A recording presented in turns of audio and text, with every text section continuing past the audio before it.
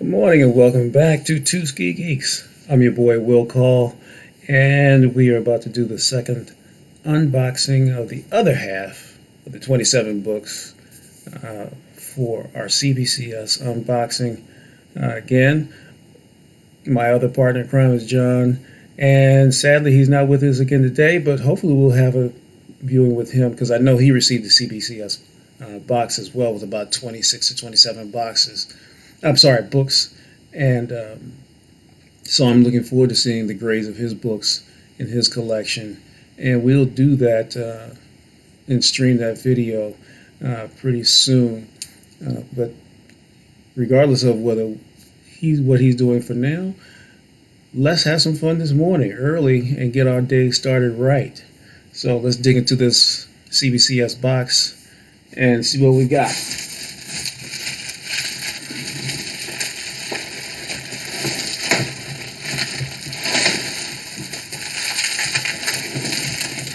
Okay, big bundle, as we all know. Okay, so let's use our trusty tool and get things going.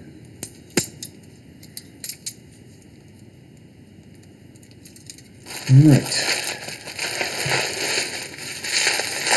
So the other day,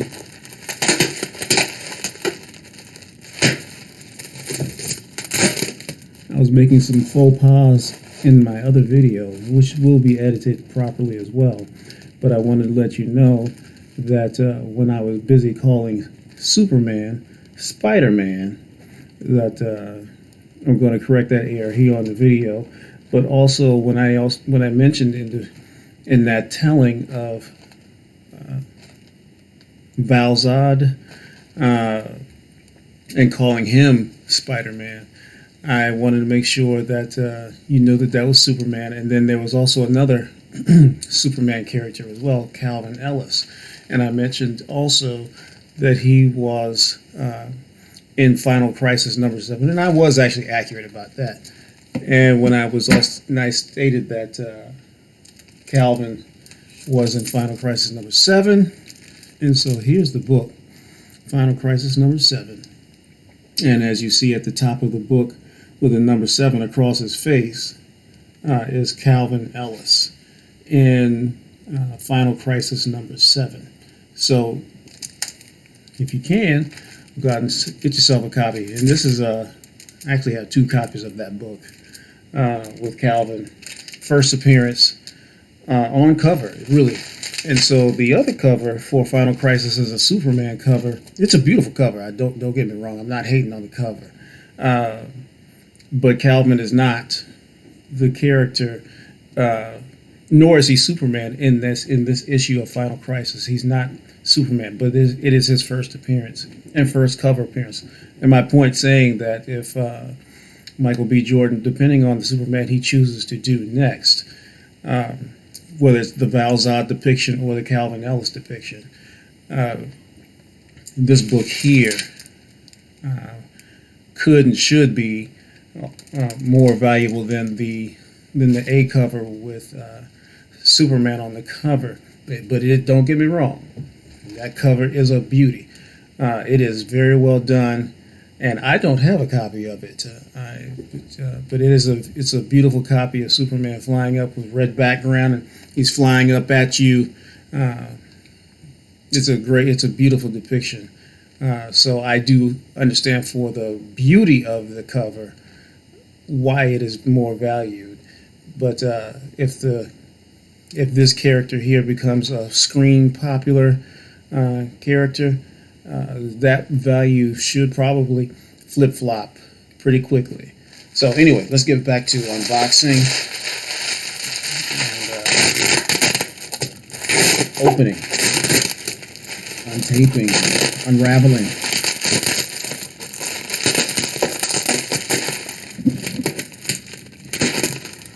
And I'm going to give a shout out to a good friend of mine. His name is Ron, and Ron is going to help me with the editing of our videos.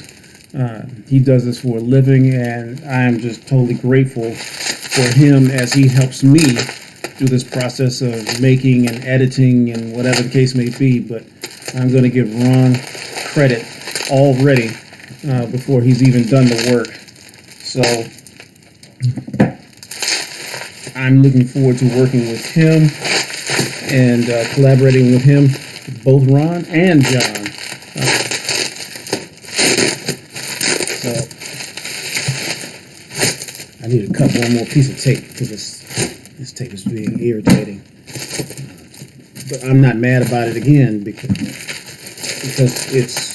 the books are well protected. So I appreciate you, CBCS, for the care that you take in packing these books with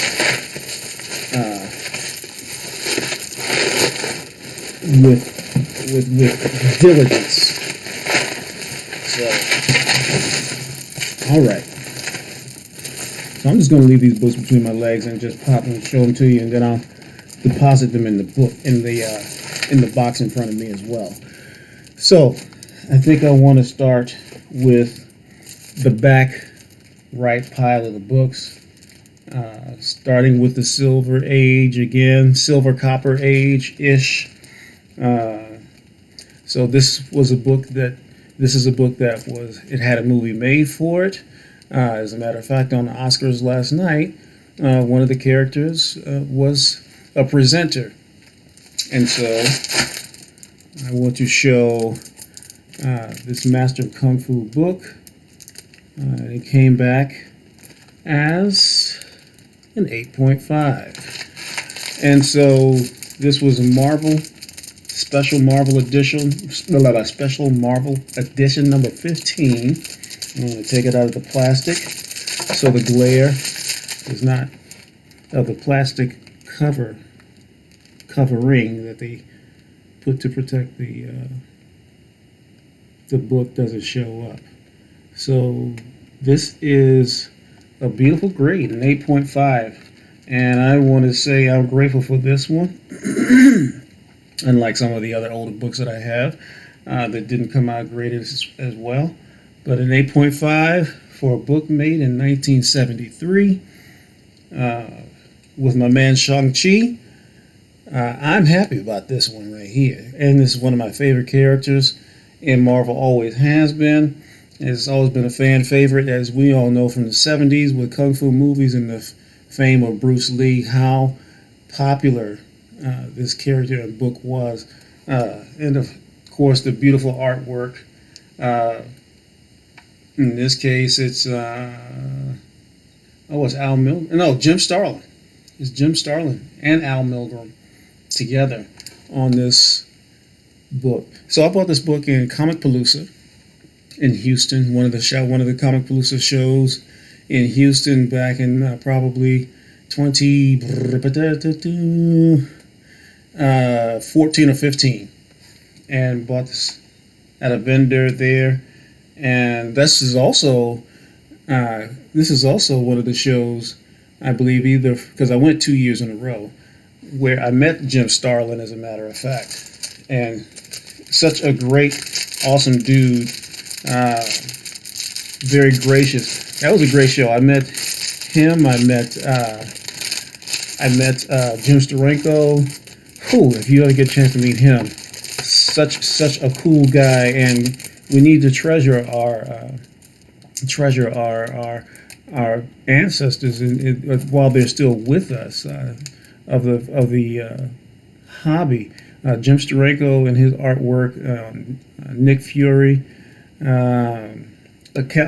countless others, the X-Men on covers, and many other things. But his styling and renditions, somewhat reminiscent of Andy Warhol, are well known for their classic, just classic ways of telling stories with a pencil. Just amazing. This is a testament to it. Anyway, I don't want to keep rambling. I will go to the next book. This didn't come back as high as I would like it. I'll take it out of the book, but I will also take it. Newsstand, This is Star Wars #1. Came back as a 4.0. I've had this book for many years. And I'm not happy with the grade, but I'm happy. It's still a beautiful book, regardless of the grade on it. But it's still a beautiful cover. It's got a few minor dings. I see if there's a ding here on the bottom right corner, and there's some stains on the back there, but otherwise, still a beautiful book, even at a 4.0. For a book that came out in 1977, July 77. All right. Star Wars #1, 4.0. I'm happy. And I'm happy I have it in my collection, regardless of the grade. Oh, man, I just ripped the bag. Okay. Anyway. I'll put the bag face down. At least I'll protect the face of the book. Okay, next. We've got, ooh. I thought this would grade higher than it is. I don't know why this grade is not as high. I thought it would come like a 9.8 for sure, but it did not. Disappointingly. Now, I will say disappointingly on this one, because it's a newer book. In 2017, this is the first appearance of the Batman Who Laughs in Teen Titans #12. It came out as a 9.0, but I'll take it regardless of. I guess this is one of those books that didn't take all my moves as well as I would have liked it to. I'm just going to guess that, or I didn't buy it well in the first place. It's not as smartly as I thought I had. This is one I'll have to look at in the notes, but this is a highly valued book as well. I might sell it since it's a 9.0 and try to upgrade, but for now, I'll take a 9.0 in it with the first appearance of Batman Who Laughs. On the cover, as a matter of fact. On the cover. And Scott Snyder and Greg Capullo, as always, doing their classic. I'm not saying Capullo's on this cover, but in their Batman storytelling, have done an excellent job once again. Scott Snyder's an awesome writer. Capullo in the Dark Knight Death Metal series. Check their work out. Check out their work. They are awesome storytellers together, and they've worked together for many years. And another co-collaborator of Scott Snyder is Jock. Both the work of Jock and Snyder, as well as Capullo and Snyder, long partners in the comic book business who have told beautiful Batman stories together for a long time. It's been probably almost 20 years. They've been telling Batman stories between Snyder, Scott, and Jock. If you don't have some of those books, you could and should try to find the time to add them to your collection, because A, the artwork is amazing and the stories ridiculous. As much as the latest Batman movie is a testament to some of it, not deeply connected to it, but to some of it loosely. I anticipate seeing some Snyder renderings or story renderings in the next Batman movie. Watch out. Some of the things that he did with the Court of Owls, if you haven't read it, if you don't know, go make the time to find out. Court of Owls is awesome. Okay, so next one. This one came out well. And I've had this since it first came out. Off the bookshelf. Off the shelf at back in 2003. So, this is the first appearance of Isaiah Bradley, Captain America in World War II as an African-American character. Robert Morales, amazing storyteller. who is no longer with us. And I don't know there it is. An amazing storyteller who passed a while back. But he made the time to bless us with this rendering of Isaiah Bradley as Captain America, and closely related it to the Tuskegee experiments that happened on people of Tuskegee back in the 40s through the 70s, as a matter of fact. And both with John and I being students of Tuskegee, we often ran into family members or persons who from the town of Tuskegee who are the offspring of some of the Tuskegee experimentation, and you could see the mental damage. And so, for us at Tuskegee, it was real, seeing the results of what was done. But regardless of this book here, was also depicted with Isaiah Bradley in Falcon and Winter Soldier, and I really appreciated the fact that we, as Ron and I were discussing the other day, we wish that we could have done the show could have done deeper diving with Isaiah and into this story, which it did cover some, and which was awesome. But we wish we could have seen more of Isaiah, and maybe it'll be a multiverse story or a what if story at another time. I know I'm looking forward to seeing what we can get from this at another time. So a 9.8. 9.8 is great. So here we go. Put that one in. And then another 9.8 on the truth. So there's 2 copies of it. Yep. So I guess maybe with that Teen Titans book, maybe I just bought a bad copy. And it's doable. I try to make sure my copies that I buy off the shelf are always beautiful renditions, but who knows, sometimes I make a mistake because, again, for a book that I've had since 2003 and has traveled with me for many, many, many moves over the last 20 years, almost 19. Yeah. Here we go. 2 9/8 on the truth. And that's the truth, baby. Okay, so another book that we have is the first appearance of America Chavez. And I'm really disappointed that this didn't come out higher. I'm happy that it's in the grade that it's in, because at least I'm not horribly disappointed, but mildly. How about that? Mildly disappointed. So Vengeance, number 1, as a 9.0. With America Chavez being in the book, and we are getting ready to have her, as we've seen in some of the movie trailers for the Multiverse of Madness. We've already seen America Chavez, and so this book here, as a 9.0, is becoming valuable, and very valuable as we speak.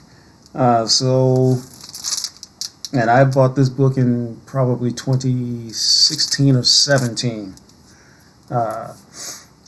And for a book that came out in 2011, and I had to buy a back issue of it from somewhere. I can't remember if it was eBay or if it was I found it in a store. I may have found it. I want to say I found it in a comic book store somewhere. I don't think I bought it on eBay, but it's been too long, and I buy too many books to remember exactly how I procured this book. But anyway, I'm happy, mildly disappointed. 9.0, First America Chavez. All right, well, I think we're about halfway done with this pile. There's another book that I bought. Oh, man. I really thought this would be great. Well, yeah, I can see now why I didn't. This is a book I bought with my newspaper money when I was 13 years, 11, 12 to 15 years old. but this was 1982, so somewhere in that age range, because we already said I'm in my 50s and almost mid 50s. So anyway, newsstand edition, and it didn't survive as well as I would like it to have, but it is a newsstand edition because, again, bought it from the 7-Eleven with my newspaper money. And Wolverine, his first solo series after appearing in Giant Size X-Men. An amazing Frank Miller story. Yeah. I'm pretty proud for a book that I've had since 1982 in my collection, when I didn't always bag and for sure I didn't bag and board, and for it to come back to 7.5 after all these years. I can see some issues around the spine. I can get this pressed out to probably render it at least an 8, maybe an 8.5. I'll be able to stretch an 8.5 out of it if I get it pressed. And I'll probably invest in making that happen, and get some of the scuffing along the spine there on the back, so far as like dirt. But for 7.5, for the first Wolverine solo, I'm sorry, I won't call it a solo, mini-series, because the debate would be the X-Men book with him, with Wolverine fighting those, I can't remember the characters, but they're in black and red, with like masks, with these almost like faceless masks on the cover, as a solo story as well. So I can't remember between the two which one came first between those two. But this is his first, so I will correctly say that this is his first mini-series. And then after that, Wolverine #1, having his own solo series, came out not long after that, which is somewhere in the basement as well. But happy, 7.5, 1982. Earned this with my newspaper money, delivering about 75, 85 newspapers a day. Well earned. Thank you, the Evening Capital for Annapolis. Delivered papers. Anyway, okay, so, this didn't grade well at all. So, yeah, I think I'm gonna have to get this one pressed. And I knew that I know I damaged this one, because this is one of those ones that, again, in moving where books shifted around in the boxes, I know that this one needs to be pressed. I can look at it now, and I knew before I even sent it that this is one that needs to be pressed. But Young Avengers, the Wizard World series with Jim Chung's signature, I bought this at Philadelphia at the Wizard World Comic-Con. Oh man, I can't remember what year that wasn't, in the early 2000s, but yeah, in Philadelphia Wizard World Comic-Con. This is one of the ones that were given away for a certain level ticket for access to the convention. And so I will definitely get this one pressed, because besides minor, and I do mean minor, there are no color breaks or anything like that, issues, I know this is one that just needs to be pressed because of the way the book moved around in the boxes over these years. You'll also have a regular cover of Young Avengers #1, and if you don't know, this book here has many first appearances, and is creeping up in value all the time. And so what I will do is definitely send this one back to CBCS for pressing. And I should have done that the first time anyway, but I did not, because of the fact that I already knew from previous experience with CBCS when sending books to be pressed how long the turnaround time could be. But had I known it was going to be a year to get these books back, then adding a little bit more time to this wouldn't have mattered anyway. So anyway, going back to the truth story with Isaiah Bradley, this is his grandson, right here depicted on the cover as part of the Young Avengers. So Isaiah Bradley's grandson on the cover, and he also was in Falcon and Winter Soldier. So definitely I'm going to get this one pressed, cleaned and pressed and regraded. I know there's nothing horribly wrong with this book. It just needs to be pressed, and I know it will grade out much higher. Anyway, so woo! Now this I'm happy about right here. Ha ha! This is a book that John and I were discussing back in the new probably 11 or 12, when I was not collecting as often. I think it's probably into 2011, beginning of 2012. And I'd read trade paperbacks on these. I read the first 3 trade paperbacks on this book we're about to show you. And at the time, I thought it was a meshing of Superboy and Spider-Man. And it just didn't appeal to me at the time with the first 3 trades. And I just didn't pursue the cover. I didn't pursue the book when it was brand new. But in 2011 or 12, John and I were discussing this book, and he was like, "Man, have you seen the value of this book creeping up?" I'm like, "No." And I said, because when I read it, I just wasn't too impressed with it at the time. I said, it just didn't seem like original storytelling, and I just didn't want to pursue it. He said, "Well, you may want to look at the value of the book." And again, the writer on this book was Robert Kirkman, and so that should give you the hint of what I'm talking about. And so, with its own Amazon series, I found this book the weekend after John and I were talking about it. I was like, man, well, I went to a gaming store that really they were heavy involved in gaming, as like Dungeons and Dragons or Magic the Gathering or whatever the case may be. They were more concentrated in that venue, but they did have dollar boxes. And so as I was digging through the box, I said, man, wouldn't it be cool if I found that book John and I were talking about, Invincible #1? And lo and behold, this was in a dollar box around that time period. Bagged, boarded, never touched it. I never touched it at all. I never read the book, never touched it. I put my fingers on it. It was bagged and boarded, and I put it away for safekeeping for a long time until now.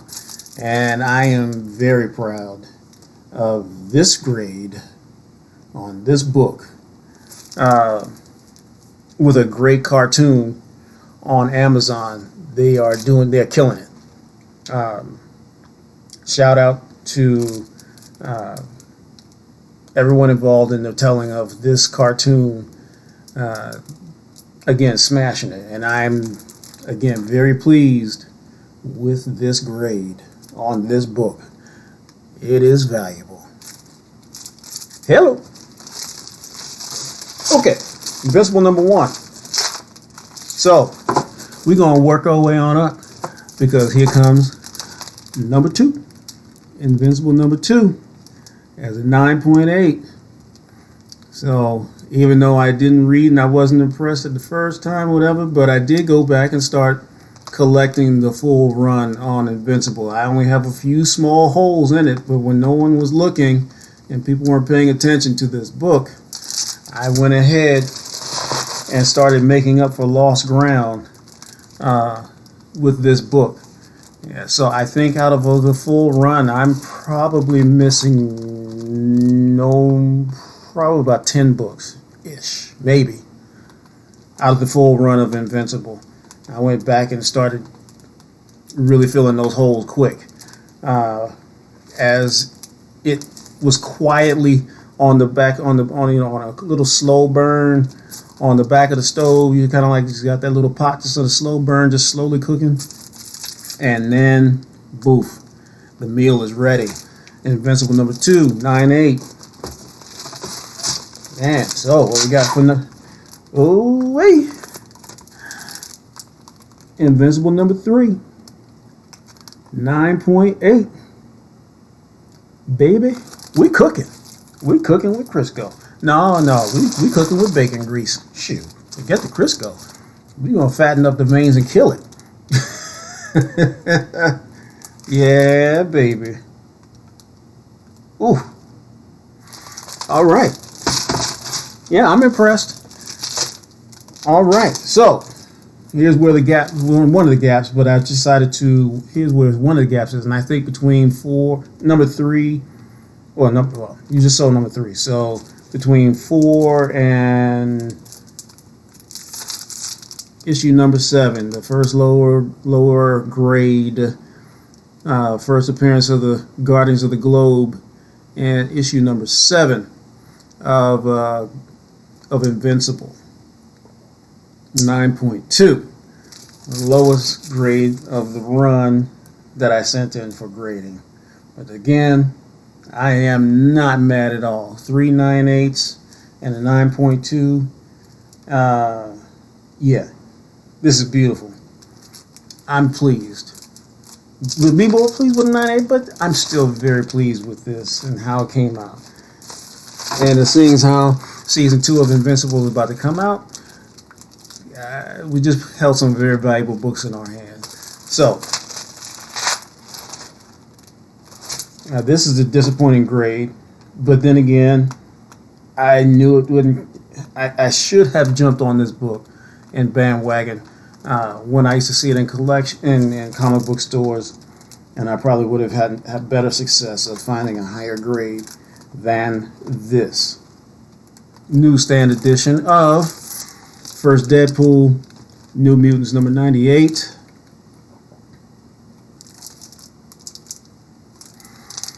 As a 5.0 newsstand edition. And for anyone who, when I will sell this book, the spine ticks all up and down the spine. There's little tiny ones, but there's a collection of them up and down the spine. But that's my fault, because I should have bought this book. I had many times to buy this book long before, and I did not. So this is a testament of a foot that belongs in my own butt for not jumping on this long before the hype. But that's okay. It's a newsstand, and it's still, for the most part, if you saw it up close, it's still a beautiful book, even in a 5.0, but it's okay. All right, last book in the stand. I'm happy with this grade, though. So this one, man, I paid for this one. I paid a little bit of money for this one because when it came out, I didn't even know it was coming out. Had no idea. This is one of those pandemic books, when the pandemic first popped off, that had things been going maybe in regular sequence or normality, we would not have experienced this book being ghost and unknown like it was when it came out. And so, but I am very pleased. Even though I stepped up to get it, I'm even more pleased at the fact that CBCS stepped up on this grade. So this is Outlawed with Miles, Kamala, and Riri on the cover. I'm very pleased with this grade. This is awesome sauce right here. So, yeah, 9/8 on Outlawed number 1. This is one of the stories where the champions kind of got in trouble as superheroes, as they've often done that story where superhero teams get in trouble, and especially as teenagers, overstepping their boundaries of being vigilante superheroes. So, but I ain't mad about this. I am pleased. There's no way I could be mad. I'm extremely pleased. So that is the complete CBCS box part 2. Just want to quickly show you, because I know it's been a while, I'll quickly show you some things I picked up at Best Buy. That I picked some figures that I picked up at Best Buy, and trying to get my set together with the lighting and some of the microphones and things like that to do this show. And so these things were at Best Buy, and I'm just going to show you a couple things that I found there that are in line with the hobby, if I can get it out the doggone bag. One of my favorite characters, the High Evolutionary, a Fantastic Four toy. Love this character, have always loved the character, and I gotta try to find that. I think it's in Thor, and I can't think of the number of where the High Evolutionary first appears, but I'm looking for it. I know I have it on one of my watch lists to procure the first appearance of the High Evolutionary. And last but not least, and I'll be getting off the video, I won't continue to bore you, that I found was the Demon Etrigan figure for the Multiverse Dark Knight Multiverse series by Todd McFarlane Toys. Beautiful cover. Beautiful book. Doggone it. Beautiful toy. Beautiful figure. And with one of my favorite characters, the Demon. I hadn't seen this, and I was glad I found it. I got lucky enough to find this at Best Buy. And I do have the first appearance of the Demon Etrigan in comic book form as well. And it is a beautiful shape. And so I will be sending that in sometime soon for grading, because I love the Demon. So I thank you guys for spending time with 2SkeGeeks, and I look forward to doing a show again with my boy John, and I appreciate you guys spending time with me, and I appreciate Ron for helping us out with this show. Have a great day. I'll talk to you soon.